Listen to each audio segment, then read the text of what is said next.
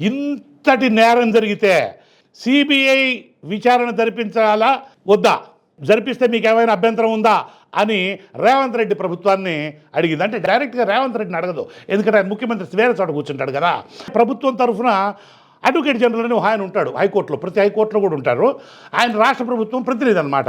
ఆయన అడిగింది, ఏమయ్యా అడ్వకేట్ జనరల్లో దీని మీద మీ అభిప్రాయం ఏంటి, మీకు ఏమైనా అభ్యంతరం ఉందా, మేము సిబిఐకి దీన్ని విచారణకు పంపించదలుచుకున్నాం అని అడిగేటప్పటికే ఆయన మాట్లాడకపోయేటప్పటికే సరే మీ ప్రభుత్వాన్ని అడిగి, అంటే రేవంత్ రెడ్డి గారిని అడిగి సోమవారం లోపల ఏ విషయం చెప్పండి. ఎందుకంటే రాష్ట్ర ప్రభుత్వానికి ఇష్టం ఉన్నా లేకపోయినా హైకోర్టుకు అధికారం ఉంటుంది.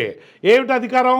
ఏదైనా పెద్ద ఫ్రాడు, మోసం, దగ, ఘోరం, నేరం కనుక జరిగిందనుకోండి, ప్రభుత్వాల ఇష్టాలతో సంబంధం లేదు, డైరెక్ట్గా ఆ విషయం మీద సిబిఐ చేత ఎంక్వైరీ అంటే దర్యాప్తు జరిపించడానికి హైకోర్టుకు ఫుల్ పవర్స్ ఉంటాయి.